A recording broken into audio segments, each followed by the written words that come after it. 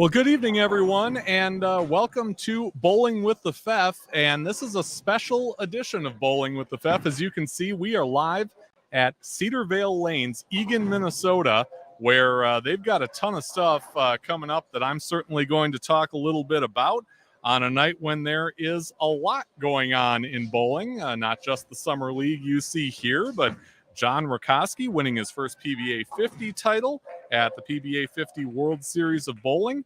And like I said, lots of other stuff along with an incredible guest that I can't wait to introduce everybody to in just a moment here. So let's get it started.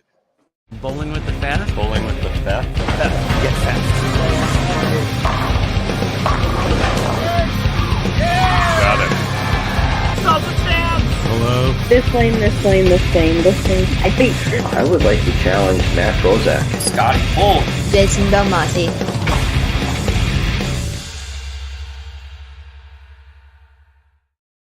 And welcome once again to Cedar Vale Lanes, Eagan, Minnesota, for another episode of Bowling with the Pfeff, a platform for you to share your unique bowling story live on our YouTube channel. It is great to be up and running in this fantastic bowling center, and a big thanks to Brent Prentice and his staff for the hospitality, getting me in here, and being able to bring you this show live from right up top in the concourse here near the lanes. As you can see, Summer League going on here at Cedar Vale right now. They do have some big competitive events coming up that I want to tell you a little bit about.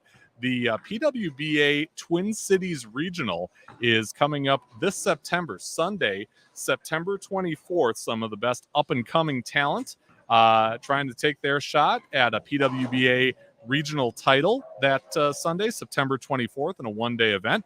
Also, coming up in 2024, the PWBA Twin Cities Open, May 2nd through the 5th, right here at Cedar Vale Lanes.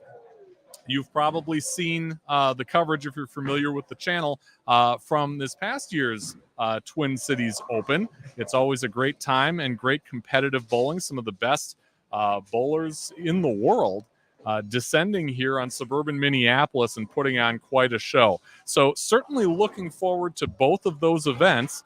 And hopefully, if everything works out, I'll have coverage of both as we make our way into the new year. And, like I said, just really looking forward to this stuff and can't wait to see the great competition here at Cedar Vale Lanes. Flush in the Pocket podcast. Derek checking in from Maine. Hello, everyone. Hello to you, Derek. And thank you so much for lining up yet another terrific guest for me to bring to all of you on this show. Derek has certainly been doing a lot behind the scenes to get me some great guests in the summer, and tonight's is no exception. So really looking forward to talking to him.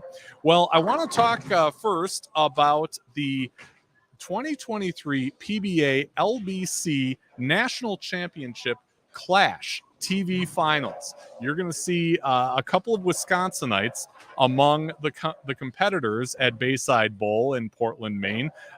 Wisconsin's Trey Henriksmeyer, a 17-year-old junior, Lenny Borish Jr.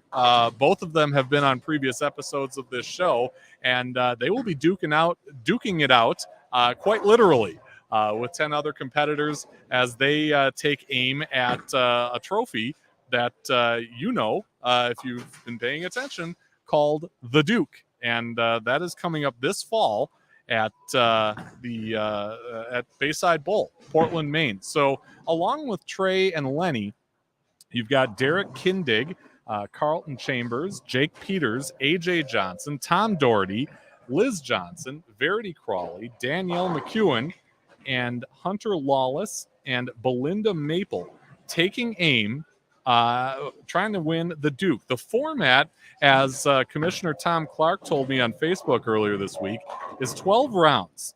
In the first round, all 12 finalists throw one ball. The low score is eliminated. The next round, you've got 11 survivors throwing one ball. Low score out, and keep repeating until one bowler is left standing with the Duke in their hands. So that is coming up this fall You will see that in late September, and that will be televised on FS1 coming up on Sunday, October 1st. So some great bowling action coming up in that. Like I said, I've been following this very closely since Mr. Henriksmeyer put up 1528 for 6 games to lead the Open Classic division. What an incredible accomplishment. I'll say it again. He's actually a junior gold right now, but certainly hoping to talk to him about it more as we get closer to the Clash. Well, along with that, another event in Maine is the PBA League, and the managers drafted earlier this week for the 2023 PBA League. It starts on September 23rd, also at Bayside Bowl in Portland, Maine. Here are some of the highlights of that draft. Packy Hanrahan drafted number 1 overall. You've got a couple of debuts from Sean Lavery Spar and Graham Fa. And like I said, September 23rd is when it starts, and you'll see the quarterfinals and the finals on FS1 in an event that has really garnered a lot of attention, especially recently with that draft going on. And it'll be great to see how those teams compete and end up in the 2023 PBA League. Well, Bowling with the Pfeff is brought to you proudly by Chip Magnet Salsa. Chip Magnet, a local company to me based in Eau Claire, Wisconsin, distributing quality salsa, relish, and a whole lot more to stores in more than 38 states and Canada. If you want it, get your salsa fix. You can do it online, chipmagnetsalsa.com. If you're in the Twin Cities, like I am right now, you can find it at fine stores like Nolan's Festivals, Kowalski's, Lunds and Byerly's, and plenty of others. And if you are making your purchase online, there's a special deal for those of you who can remember this promo code, BWTF2023. You get 20% off your purchase of $30 or more on chipmagnetsalsa.com. Limit 1 order per email address. Chip Magnet, raise your snack standards, and a big thank you to Chip Magnet Salsa for supporting Bowling with the Pfeff. Derek says in his little mock draft he had Butters going to the Kingpins, but nope. Yeah, he was a keeper in that one, and but still a lot of great teams, very I'd say evenly matched, so it'll be exciting to see what happens in this year's PBA League. So our guest tonight had a 3-season run on the PBA Tour that most players would give a lot to equal.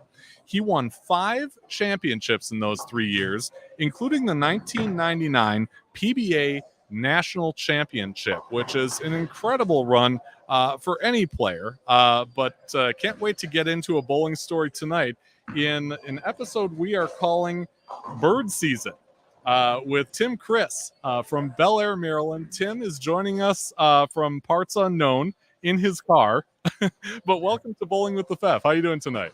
Good. How you doing? Very good. Glad to have you on the show, and thank you so much for the time. I got to start out with some of this stuff that I mentioned earlier, especially the PBA League. Are you following what's going on with that, the draft and all that stuff these days? From a distance. I don't like sit there in front of a computer and watch it, pick per pick. But, I still have people, guys that I'm friends with that are still out there plugging away. So I follow them a little bit and, see how they're making out. Yeah. Okay. Any predictions, expectations, surprises that came out of that draft in your eyes? No, not really. I could see the Tommy Jones team. I forget which team that is. That looked pretty strong. I could, if I had to give the edge, I'm going with experience right there. They have a lot of experienced players on that team. Yeah, certainly a great mix of experience and youth on a lot of these teams. So it'll be interesting to see how they coincide and do all that stuff. In the meantime, you've got the PBA LBC National Championships kind of being woven in because all those events are in the same facility. It'll be a televised final, but it'll be on tape delay. You have vast experience bowling on television, although I'm not sure you've been in that format where you've got one shot to make it or break it. What should these people expect, especially the ones who have never bowled on TV before? Well, you're still, in that situation. You're still got cameras in front of you, and that's not something that you're typically comfortable with if you haven't done it before. So, that's an experience that you just gain over time. Yeah. So, again, that's tape delay, not tape delay. It really doesn't matter. It's an uncomfortable situation because it's not something you bowl normally. It's not something you do daily. So that's why, experience matters in those situations. The more times you're on TV, the more comfortable you are. Yeah. And you've been on TV plenty. We're certainly going to get to that. But I want to kind of get into your story from the very beginning. You are a Marylander, still living there now. Right. Tell us about how you got first introduced to the sport of bowling. I started young, just my brother, who is 13 years older than me, fell in love with the game as a teenager. So I was fortunate enough, and he was probably unfortunate enough, that when he was going to the bowling center, whether on a date or whatever it was, would actually go and have to drag me along. So, I would go there and watch. I just found a connection to the sport. Every chance I got, I would have, my parents drop me off there. I'd bowl 3 or 4 games. It was a sport that I excelled at, from the very beginning for whatever reason. I just had a knack for it. And even though I wasn't getting any special lessons or anything at that point. I kind of grew into it. It was interesting that it was a sport that just kind of came more naturally to me. And I was able to take it from that level and of course, get help with coaching down the road and then, obviously end up on tour. Yeah. Who were the first people to kind of help you along your way and give you some guidance in bowling? And was it early on? Was it in juniors or beyond that? Well, I had a probably when I was about ninth grade. I had a gentleman that actually wasn't from my home bowling center. He was about 30 miles away from me, named Bernie Smith, older guy. He could barely talk loud enough that you could even hear him when he would talk. But very knowledgeable. He was very fundamentally sound. And that's what he taught. He taught fundamentals. Timing, getting to the line, getting the ball into the swing. Solid foundation. That's kind of where I took the next step. I really took what he was teaching me. And kind of became, even though that was my natural game, he kind of got me to where I could perfect it better. Yeah. Was there a certain part of maybe the physical game, maybe the mental game that you found, that you had kind of that aha moment where you were really able to kind of separate yourself from those other kids that were bowling alongside you? Yeah, I did. We had a tournament that was in New Jersey when I was 16 years old. And, I still at that point was just bowling locally, bowl at the local center, and just bowl some local tournaments of the junior leagues. But this was a unique event. It was in New Jersey, and they ran it like a PBA Tour stop, basically from start to end. And it brought in all kinds of kids from the East Coast. So it was a big event, and I think they only ran it like 2 or 3 years. So that first year I went there, and I was a nobody, and there was certainly other players there that were, it was up to high school age, so you could be a senior in high school, but I was a ninth grader, just kind of feeling my way, and I finished third in the event and had a couple 300 games. So that was like kind of the, wow, I obviously I'm playing at a pretty high level there and didn't even realize it. Yeah. Was it was it a JBT? It was not. Yeah. Okay. I never bowled in a JBT event. This was really just a standalone event that, again, it's my memory isn't that great anymore, but it was in central New Jersey, and they had well over 100 entries there. Oh, okay. So big field. Yeah, it was great. Yeah. Yeah. So, you're in ninth grade. Is there any opportunity to do this on a high school team at that point, or are you just totally on whatever you can find individually? Yeah, no, there really wasn't. Oops, my light switch went out. Sorry. That's okay. Yeah, no, that was not something we could do in my area. They still don't have high school bowling actually in my area, which is a shame. But when I was coming up, it was really hard to judge where I was at because, in my local center, I was, the top guy there. I was high average and, obviously doing well there. But, it's just an isolated bowling center, so I don't know where I stand. I don't know where I'm at.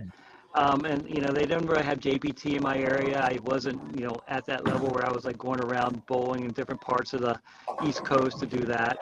So I really didn't know, honestly. I did qualify for the Coca-Cola, which was the, I think it's Pepsi now, or it might be. So I represented Maryland for that. I actually beat Danny Wiseman to the year I bowled in it to represent Maryland in the Coca-Cola tournament. So again, that was another feather in my cap, I guess, as a junior bowler. Yeah. So again, I knew I was good. I knew I could hold my own against anybody. I felt like in my area, my age, but I didn't. My world's small. I live in a small town. I just didn't know where I ranked anywhere else. Yeah, and you took the words right out of my mouth, because when you're talking about Maryland bowling, and this is, has been this way for many, many years, Danny Wiseman is kind of the standard, right? He's the guy who, went on to win multiple titles, PBA Hall of Fame, all that good stuff. So I reached out to him and I asked him if you guys crossed paths. And he told me that you guys go back, to your teenage years. He mentioned that Coca-Cola event. He said that was when you guys first met. And then in regionals, you ended up kind of banging heads in the late 80s. What did you think of Danny as you were kind of becoming that threat to him? And let's face it, I'm sure he's pretty great even back then. Oh, yeah. Danny was more of a Baltimore guy, so when I crossed paths with him, he had a following. It was like, he came from a bigger bowling area. So I would run into him and we'd bowl an event, and he's got like 70 people, 80 people back there cheering him on, and I got my mom and my dad. So so it was completely different. But obviously Danny had talent. You could see it. If you ever saw Danny bowl when he was younger, he had the pizza delivery, form. He turned the hand completely upside down. Ball was facing 12 o'clock. So it was kind of unique, the way he threw the ball. But again, he had talent. He had great feel for the game, very knowledgeable. He was the whole package, and you knew it. Sure. So is this a situation where you find that competing against him makes you a better player as you're going on? Oh yeah, absolutely. Yeah. Once I kind of started getting into it, I realized that, to be one of the best, I got to be able to compete with Danny, because Danny was, he was the guy. He was the guy in our area. Yeah. So absolutely, yeah. I knew at that time that I had to beat Danny. I had to be able to at least feel like I could show up with him and compete with him. Yeah. Was there an opportunity for you to, move on and bowl in college, or was that even kind of part of your thought process? I wish it was, honestly. When I reflect back, that was probably the one mistake I made, was not really pursuing that. I was taking classes at a local community college, doing some odds and end jobs. So, it really was a situation where I just didn't pursue it enough, the way I should have, I think. So that is a regret of mine. But things worked out. They worked out for me pretty well. So I'm pretty, as much as I would like to take that over and do it over again, I'm pretty happy with, the way things turned out. Yeah. And as much as any of us want to, we can't. We got to keep moving forward. And you certainly did. You made that ascent to the PBA level. You start bowling regionals. What told you at that point that you could compete in the national rankings? Well, regionals, it was kind of interesting for me. And, when I started bowling regionals, I didn't have success. It was a grind. I would bowl 4 or 5 a year, and I would just kind of, maybe cash once or twice. Nothing really, nothing that showed I was ready for any top level competition. But as I kept working, I kept getting better. And then, 92 was my breakout year in the regional level. I think I won 3 events that year. I was PBA Player of the Year. So at that, the good thing about that is what that allowed me to do was I earned my exemption to the national tour. So now I could go out on tour and not have to bowl in the rabbit squads, which was a big deal back then. Sure. Because back then, the fields were 160 guys. But, if they had 140 enter, there'd be 100 guys trying to bowl for 20 spots. So, every week. And, it was really hard to go out there and spend, the expenses, which were living out on tour, and not even guarantee that you're even going to get the bowl in the event. Sure. So, but, a lot of guys did that. That's how guys got their start. Like I said, for me, that was my first experience. I bowled some tour stops, but more local, where I didn't have all those expenses, but I wasn't touring full time. So that opportunity in 93 really was great. I really felt like I'd kind of earned my stripes in the regional level. I was Player of the Year in 92. And then so 93, I'm like, okay, well, I got the opportunity here. I was able to secure a local sponsor to kind of cover my expenses, give me a start. And, I was still young. So I'm like, yeah, I'll give it a shot, see what happens. Yeah. What's the pressure like for a young player like yourself? You go out there, you've got the backing, like you mentioned, but you're still bowling for a living, right? Yeah, absolutely. It's funny because my first few years on tour, and actually it's probably the way I looked at it my whole career, I love bowling. I love competition. That's all it was to me. It's kind of funny. When I got my start, even when I was starting on tour, I wasn't thinking about, how much money I can make or anything like that. It was like, I get to bowl every week. And try to make a living. Not even just trying to make a living, but I get to compete. And I get, people are watching me, and, it was like, that's all it was to me at the time. It was like, and I just wanted every year was to make enough money to be able to do it the next year. That was my goal, because I enjoyed that so much that, the competition just drove me. Yeah. So this is a good point in the show. I want to remind people, if they haven't already, it's a good time to click that little and I'm pointing the wrong way because I'm backwards here. It's actually this way in that corner, that little logo. Subscribe to the channel. We're trying to make 2,000 subscribers here. We're well on our way, but anything you can do to help is certainly appreciated, and that's the best way to support this channel. And all I do here on this end with bowling, completely free. And if you'd like to know about our latest videos and when we go live, you can click that notification bell, and you'll see some of that too. So you mentioned the early 90s, and you're out there with the goal to kind of keep on going. Was there a certain point where you thought, okay, this is kind of the make it or break it year? Yeah, I would say 95 was probably it. I still wasn't. I'd made my first show my second year on tour, which was kind of cool. It was like, I'm thinking, okay, I got this figured out, but I still wasn't cashing consistently enough. I wasn't making top 24s. 95 was was again kind of a struggle. Again, just barely making it by.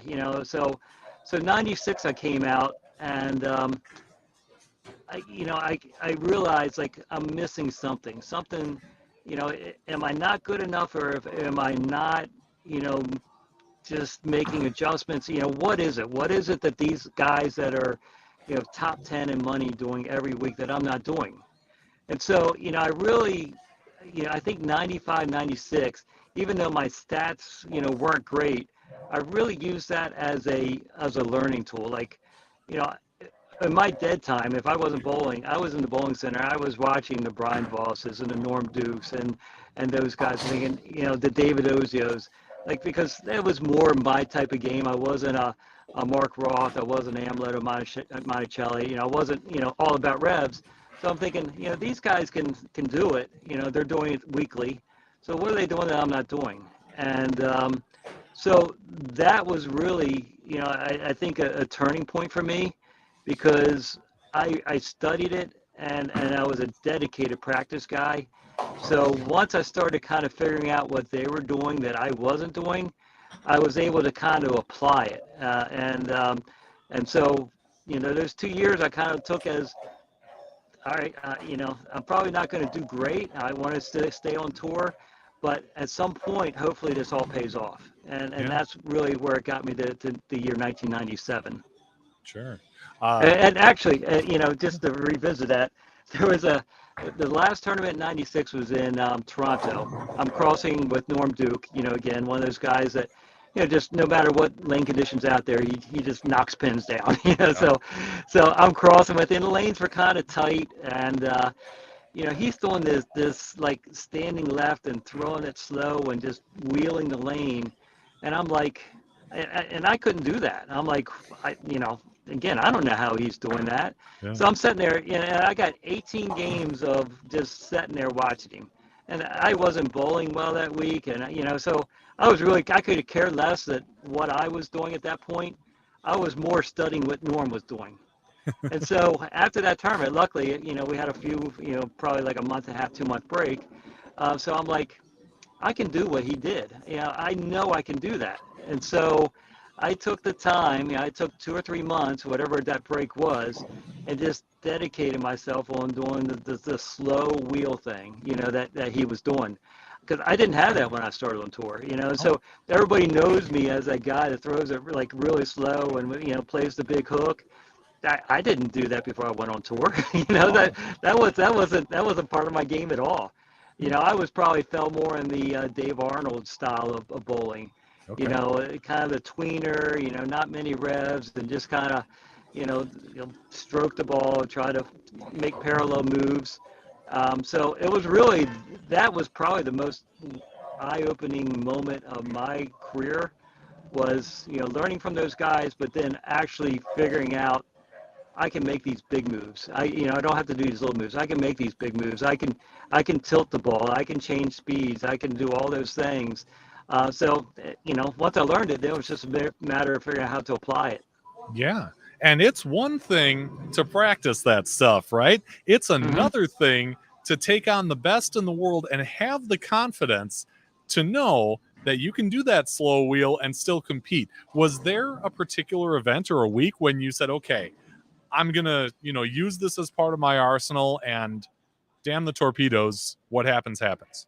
Yeah, and actually that's kind of what happened in 1997, because, I figured I had bowled on tour since 93. I made one show in 3 years, I was probably, finishing 60th in the points, somewhere around there. I was competing, but I wasn't, I wasn't dominating, so I wasn't even close to dominating. I wasn't, I don't know the right word to say it, but I wasn't where I wanted to be, Okay. So I was trying to, go into 97 thinking, I got nothing to lose, I've done this for a while now. I haven't really accomplished much. So when I went out in 97, it was just like, this is probably my year. So I'm going to go out and I'm just going to whatever my brain says to do, I'm going to do it. I'm not going to fight it. I'm not going to second guess it. And it really fell into place because early in the season there, I was making every cut. I made 2 shows early, and at that point my confidence just started going through the roof. I'm like, oh my God, I just practiced this one thing for 3 months, and I'm making shows doing it now. And I still have my other aspects of the game. I could still kind of end over end it and play straighter when I needed to. And then I had the slow wheel thing to hook the lane. So basically at that point, I really could cover everything. And I just never felt shut out. Starting in '97 through that run that you discussed, no matter what was out there, I kind of had a weapon. Yeah. And guys were taking notice. Danny mentioned that. He said that you came out on tour after him, but that you were ready. He says your mental game was tough and great in the clutch. He mentioned you're the only other guy than him with multiple PBA Tour titles to come from Maryland. Right. He said he thinks you guys made a few shows together. He recalled that Mike Miller shot 300 in Reno in 1998, and you were on that show. Right. He said the only thing that got you was a lack of ball speed when you needed it at times, but you tripped the 4, slow hooking it like no other. So you get to a point where not only is this working, but you're kind of known for it, right? Yeah, no, absolutely. It's funny because, people would see me on the show and think, oh my God, this guy just slow hooks it, trips 4s. That was what I was known for. Yeah. I felt like I had a lot of other parts of my game that people didn't see. But, again, that really became my A game and what I was known for. And I had no problem with that. It was kind of a unique thing. I was doing something that many guys weren't doing at the time. It was actually cool to kind of be known for something kind of unique like that. Yeah. I want to mention that Derek says, Tim, what's up, buddy? And like I said earlier, this show doesn't happen without Derek's help. So I want to make sure to get that Right. in because, a great guy on Flush in the Pocket podcast. If you haven't had a chance to check it out, certainly worth your time because he does a great job with his show as well. There can't be many pros who end up winning 3, their first 3 in the same season. It took you 13 years of bowling, professionally to get there. So kind of take me back to that feeling of winning the first one. What was that like and what went so right? It was an Erie PA, and again, my confidence was kind of through the roof at that point. Again, and just to say, who I wasn't thinking about winning titles. I wasn't thinking about how much money I was making. I was just thinking, hey, I'm bowling pretty well right now, so I'm going to get to bowl next year. I'm going to be able to stay on tour. But when I got to Erie, again, it was a great bowling town. Erie to me was always one of our best stops. I think everybody that bowled on the tour at that time would probably tell you the same thing. It was just it was a house. And there were several houses like that, throughout my career. And I think everybody has that. Houses that the ball roll matches and you carry well. Yeah. And that was one of those centers. It was, my ball speed didn't affect my carry at all. I could, maneuver the ball, change the tilt, whatever, and the ball struck. So I led that tournament by quite a few pins. And, we go to the show, and it's an arena show. And, again, I was, still new to TV at that point. I was getting more comfortable, but, this is an arena with like 4,000 fans in it. So, again, one of maybe the biggest arena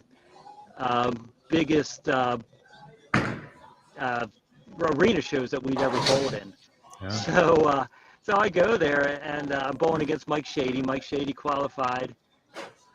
And I qualified, and I'm bowling him for the title, and he just made a couple bad shots middle of the game, and I just felt like I kind of walked through it. It was just like I felt comfortable with the lane conditions, even though we were in the arena at that point. My carry was still pretty good, and again, it was it was nice winning, and again, as I reflect on it, it was like, oh wow, I won a tournament. But to me, again, it was still okay, where do we bowl next week? Where are we going? So I had a weird mindset with that stuff. Again, I don't know, I see these guys that, win, they celebrate, they jump up and down, they're pounding their fist. For me, it was like, okay, I bowled pretty good this week. What's next on the agenda? Yeah. But that's really cool, because I would imagine all that bowling would kind of burn some guys out. And it sounded like you kind of fed off of, the bulk of that, right? Yeah, I did. I never missed a tournament. I had, I never took weeks off. Again, I love the competition. I love bowling. And I had a pretty long string there, making several finals in a row, top 24s. So I'm bowling a ton of games. But as Danny said, and I appreciate him saying that, the mental game was pretty, was probably one of my strengths. So I was a grinder. I really was. I was one of those guys that,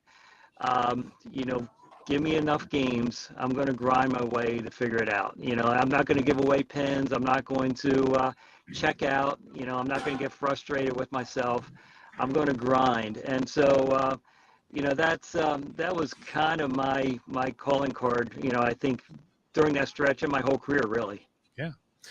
Last week on our show, I had the pleasure of interviewing Steve Jaros. So at the end, I asked him about you. I want to play back what he said, and then we can kind of expand on that. Our families hung out quite a bit on tour. They had a motorhome the same time we did. Their daughter is about the same age as our kids, so they would hang out in the bowling center together. We've got pictures of them playing together in the nursery while we were bowling. And yeah, he was a great player. And another one that you consider, kind of an underrated player. You say he didn't make a lot of noise, but I mean, he was consistent, and he had a great, solid game that you could never count him out either. So yeah. I think he could have won a lot more than he did.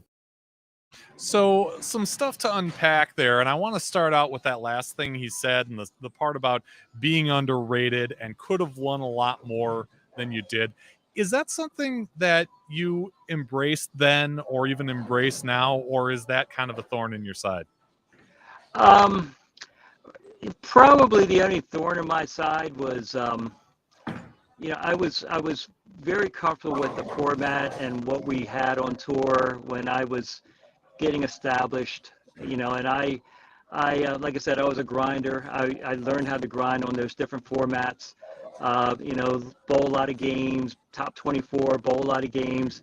Probably the biggest, thing that frustrated me was, I was at the peak of my career and I was doing pretty well. And then new ownership came in, at 2000, and they started tinkering with the formats. That was one of the things they did. Then it went to the exempt tour. I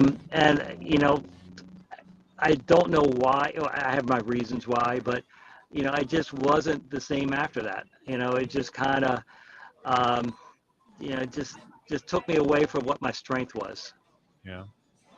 And the other thing, that he mentioned was kind of the bond that you guys had, the closeness, the, hanging out with families and things like that. Was it pretty easy for you to, kind of treat these guys as friends and maintain friendships with them off the lanes, yet want to beat their heads in when it's time to go? Yeah, that was never a problem with me at all. We had, Steve was part of the motorhome gang. We had several families like that. We were pretty close knit. We all watched over each other. Like I said, the one that had, we had kids out there, they played together. We would have dinners in the parking lot at the bowling centers. We'd cook out and the kids would play. And, really, again, they became your extended family. All those guys did. Yeah. We were all really close. And again, we sympathize when somebody was bowling bad. We pull for people when they were bowling well. So, it was a very nice atmosphere in that regard. And I was, competitive, and again, but I was competitive against myself more than my opponent. I felt like if I bowled well, I had a chance to win. If I didn't bowl well, I wouldn't win. So I never really felt like I was bowling against anybody necessarily. It was just me against myself. Yeah. Derek mentions that he considers you very underrated, but that is not always a bad thing to come in under the radar. He says, here comes the turtle taking the title and trophy and check from you, before you even know it. I got to ask, do you like that nickname? The funny thing is I got the nickname, it didn't even start with bowling. I had a motorhome when I first started on tour, and I always had issues with traveling. Things would happen. I would break down, and somehow it was like, because I was the last one to get to the site the next week. There was like, I think it was Bill Bringer actually who started it, called me as the turtle. Always last one here. So it's like the turtle and the hare thing, so that's how it kind of started. And, of course, then that fit with the bowling style. At one point, at some point I just embraced it again. When there's a saying that anything that sets you apart, is good, so, get you recognized, get you noticed. And, I went to every bowling center and every fan knew me as the turtle. So hey, there's worse things to be known for. Right, for sure. We mentioned the big run, the 5 titles in 3 seasons. You must have been, thrilled with that. But then as the years, go on and that gets farther in the rearview mirror, the wins aren't coming. What is that like for a guy who, again, is bowling for a living? This isn't just out there having fun. Sure. Yeah. And, again, and I have a family. My wife, actually, I was fortunate that for most of the time she was travel with me. And then when I had my daughter in 2000, she traveled with me too. You're bowling for a living. You're trying to support your family. It was mentally tough. Again, I never beat myself up to the point to think I can't do this or I can't compete at this level. To me, I was always grinding. I was always tinkering with my game. Actually, when I look back, I think I might have tinkered too much. If there's a thing of actually working too hard, as we started going into matches where, qualifying wasn't a big thing anymore. Again, when I started on tour, they ordered the lanes once in the morning. You bowled on them all day long. They didn't touch the lanes. Burn. So yeah, exactly. So we bowled on the burn, we bowled on the fresh, and again, that fit my style pretty well because I felt like I was pretty flexible and adjusting the lane conditions and stuff. So when they were going to matches and they were oiling, after every 8 games, and in my mind, I'm thinking this is going to set themselves up for the guys that are straight players.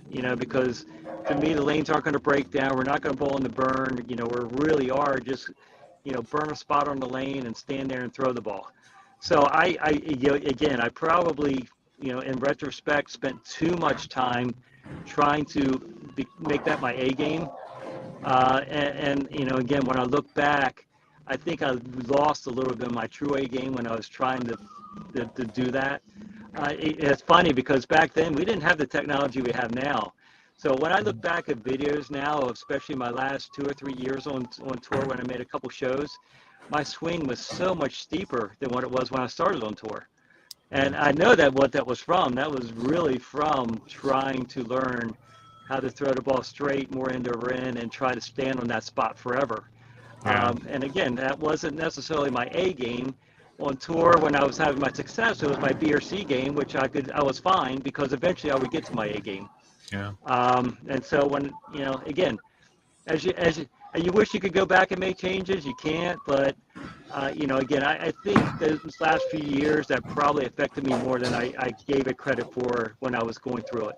Sure. Tell me about, when you decided that, okay, I need to try something different. I just don't want to do the tour anymore because of whatever circumstance. Yeah, it was kind of unique. And I can't remember exactly which stops they were. I led qualifying 1 week. Again, this was my last full year on tour, It's about the fourth or fifth stop. I was bowling really well. I was throwing the ball really well. I led qualifying by like 200 pins. So again, instead of going to the top 24 at that point, and me leading by 200 pins, we start scratch, and I'm bowling somebody best 4 out of 7 at that point. Yeah. I lose my first match. I'm like, oh my gosh, in the old days, and I'm thinking in the old days, I would have started out top 24, 200 pin lead on the field, and I got a really good look. That would have been a week to me. I would have made a run. So they're like, okay, I kind of tried to let it go. Next week I make the cut, and again I qualified like 31st or whatever, so that wasn't a big deal. But then the week after that, I led qualifying again. So here I am, I've led qualifying 2 out of my last 3 tournaments, which again, you're bowling against at that point the exempt field, which is the top 64 bowlers in the world. Yeah. I just led qualifying. And then, of course, I go out, led qualifying, lose my first match, I think in 7 games. And so now I just bowl great, really. It was probably my best run I've had in a long time. And I got nowhere. And, here I am, 39 years old. Money's getting a little tight. The tour is, you can tell, the tour is not really expanding the way we had hoped it would when the new ownership took over. They're still tweaking things. They're still doing things. And you start thinking, how long can I do this? How long can I do this? And I think after that second tournament of leading qualifying and finishing like 28th, after bowling like 6 games of match play, I think that was it. I made a call home to my brother. I was like, again, 13 years older than me, and, we were very close. I was like, I don't think I can do this anymore. I think, the time has passed. So at that point, I was going to finish out that year. I finished out that year. Of course, I was still exempt for the following year. I think I bowled 3 tournaments the following year early, just while I had my exemption. And I wanted the last stop to be in Baltimore, so I made Baltimore the last stop of my exempt years. Oh. So you leave the tour. Did you leave bowling, or were you still bowling after that? I tried to stay into it. I tried to do the bowl regionals.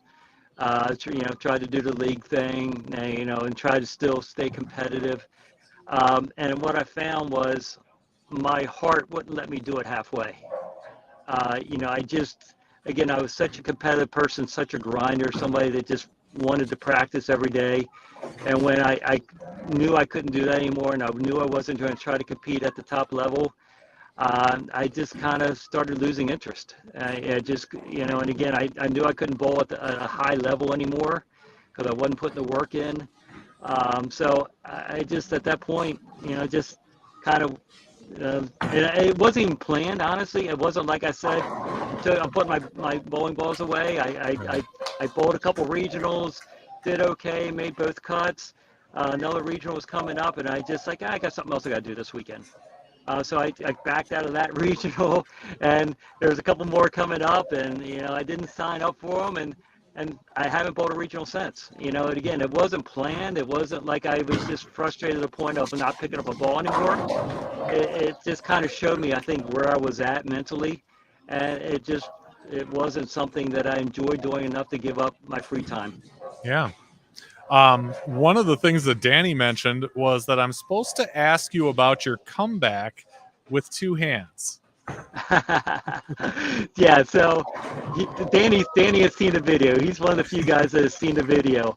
My daughter was in college up at Lock Haven University, and I really, again, I hadn't bowled for about 5-6 years. So at this point, of course, I'm still watching guys on tour, and I'm seeing two-handed taking over everywhere. Yeah. So my daughter's at Lock Haven, and we go for the weekend. They have this little 12-lane bowling center there, and she's like, "Let's go bowling." I'm like, "All right, why not? Let's go bowling." At that point, my equipment didn't fit. My thumb was, I had to use like 20 pieces of tape to even hold onto a ball. So I'm like, what? This isn't worth it. I'm just going to bowl two-handed. Yeah. And, realizing, doing it, I'm like, hey, this doesn't feel that awkward. You know, I could actually throw the ball pretty decent two-handed. And I still, now when I go practice, I call it practice, when I just go mess around the lanes, my once every 3 or 4 months, that's pretty much all I do. I just two-handed. Oh, okay. So, you know, help us envision this now, because, you know, with the convenience of YouTube, a lot of us have seen, you know, you in that green, I don't know, Track Synergy shirt, you know, slow wheeling like you mentioned. But what is your game like as a two-hander? A little bit faster, a lot more revs. Okay. So, yeah, you know, and again, it's funny because every time I do it, by like the 4th or 5th game, you know, when I'm getting ready to wind down, I start like getting a feel for, you know, what my body needs to do, and everything starts feeling better. I start clicking, and I keep saying, I'm going to go back in a couple of days and work on this a little bit more, and I never do. So, but I do honestly feel like you know, I always say if I do make a comeback where I, you know, try to bowl a couple regionals in here and there, that probably is the way I'm coming back. Yeah, that would be the way I would compete. Because I think really if I dedicated 3 or 4 months to it and you know, bowled 3 or 4 times a week, I could hold my own bowling that way. Okay. So you mentioned your daughter a little bit, and I mentioned in the description of this video that, you know, golf and softball have become, you know, kind of the competitive outlet that you've chosen over this second chapter, you know, past the tour. Tell me about that. How often do you do that stuff, and what is your role in softball as far as your daughter's concerned? Well, my daughter is just graduated. She played 4 years of actually 5 years because of COVID, college softball. You know, that was mine and her thing as she was you know, early teens. You know, I'm one of those people that I practiced every day in bowling, so I fed that to her with softball. So she was one of those people that she was in the gym pretty much every day doing softball activities, and I would be right there with her because I needed an outlet too. So, you know, so here we are, you know, constantly doing softball stuff, and I just became pretty knowledgeable in the sport. You know, understanding the game real well. Fast pitch softball is a great sport, by the way. You know, it's you know, when you watch these girls play at the highest collegiate levels, I mean, they're amazing athletes. It's a great game. It's a very fast game to watch. So I learned to love the game, and you know, of course, I did it with my daughter. But as she got further along in college, and she didn't need my help and assistance anymore, you know, I still wanted to kind of be involved with it. So there's a real competitive club team, softball team, and that my daughter played at. So I started coaching there, and you know, I really like it. You know, I like helping the girls. They you know, I'm typically either with the 16U or the 18U group. So you know, they're at that fun age of, you know, getting near adulthood, but they're still kids, and you know, have a lot of fun with them. And you know, they're very competitive, and I like that. And so we just, you know, I push them to work hard. You know, that's kind of my thing. Is, hey, if you want to achieve something, we got to work hard at it. And we do it in a fun way. It's a good group, but you know, again, that's how I kind of, you know, my competitive attitude towards everything. I've kind of put it towards that. You know, golf. You know, I'm a pretty good golfer. I'm like a 4 or 5 handicap. And if you you know, talk to the guys on tour when I first started on tour, and I would play with the Mark Williams and Rick Steelsmith, the guys that were all single handicaps. You know, I wasn't very good. So, you know, again, same thing. You know, those guys were really good. So my competitive nature took over. I'm like, I'm going to get to the point where I can compete with these guys. So, you know, now I'm basically normally hover between a 3 and a 5 handicap. And, you know, that's another one of my outlets. Yeah, which is really, really good coming from a guy who just, you know, socially goes out maybe 1 round a season if I'm lucky. So, yeah, I'm that's really impressive. Is there a future for you in bowling, in the industry? I know you talked about if I would compete, it would probably be two-handed, but is that just, you know, something you kind of have wishful thinking about, or could you see yourself with some kind of future in this sport?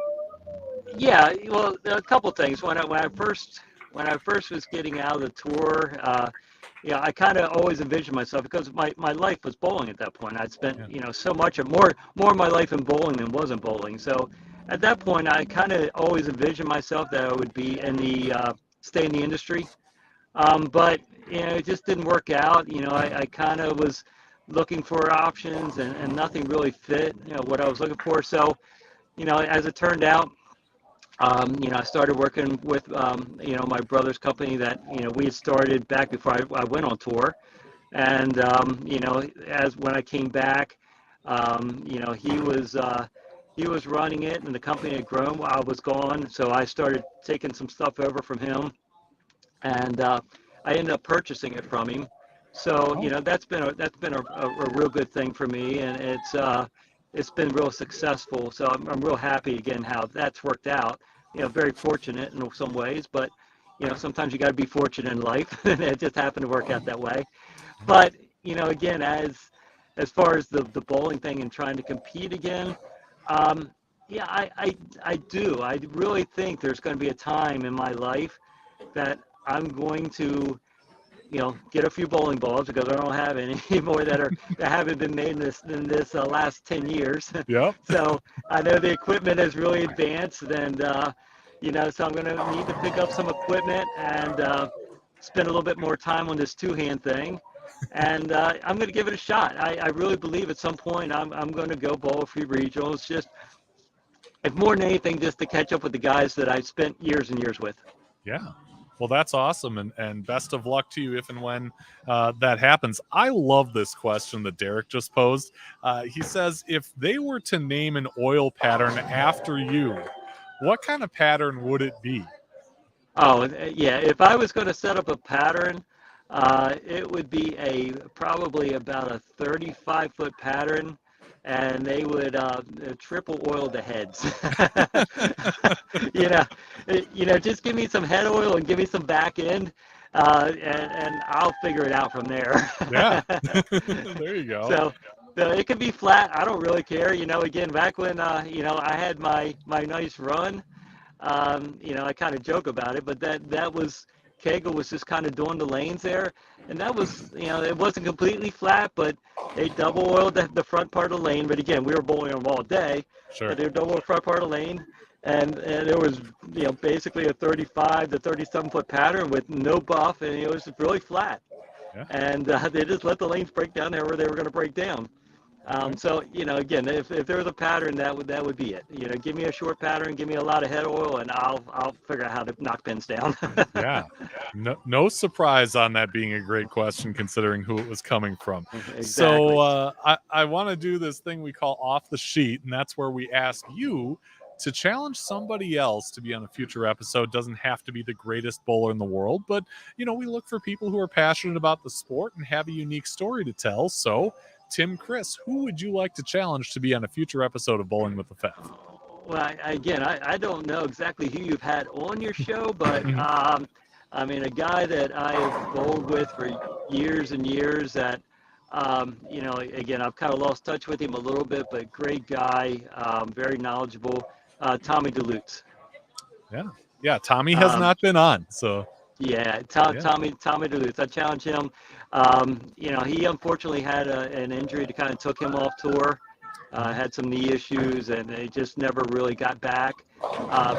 Again, Tommy, a great friend of mine, great bowler. Again, another guy I think was always underrated.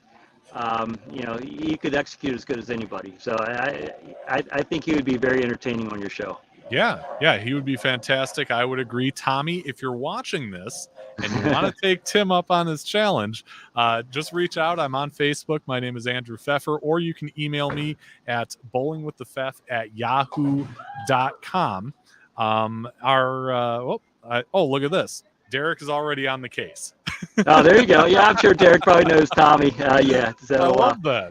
Yeah, Tommy, like I said, so Tommy's a very entertaining guy. He'll make you laugh. Sure. So we are going about a little less than a week until our next show, and we are bringing on yet another guest who Derek helped line up for me, and she is right there, Michelle Sterner, who competed as Michelle Frank on the PWBA Tour. She will be on Wednesday, July 26th, 7 p.m. Central. So be sure and tune in. I got to ask, since I've got you here, did you two ever cross paths? I know they still had mixed doubles back in the 90s, but did you and Michelle ever cross paths as touring players? I'm sorry, I'm kind of having issues with my sound there. Oh, did you hear what Yeah, I there said? you are. Yeah, Oh, yeah. okay. No, yeah. Can you repeat that one more time? I'm sorry. Sure. Yeah, I was asking if you and Michelle ever crossed paths as touring players.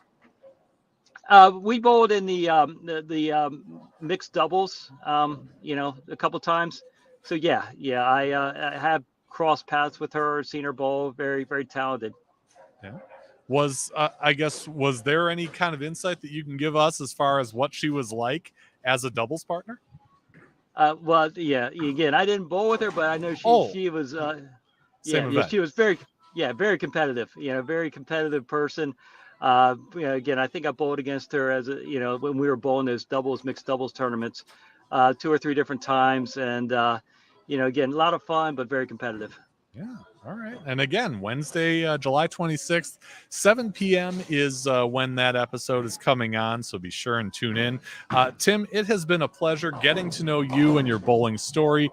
Continued success both in business and when you make that return as a two-handed superstar, I'd love to, to be kind of a fly on the wall for that. So keep me posted as you're doing that. Will do. I'll definitely let you know how it's going. All right. And thank all of you for joining us tonight on Bowling with the Fef. It has been a pleasure to be here at Cedarvale Lanes in Eagan, Minnesota. Again, a big thank you to Brent Prentice and his staff for the hospitality. We will be back coming next week. Until then, be just and fear not, and we will see you next time.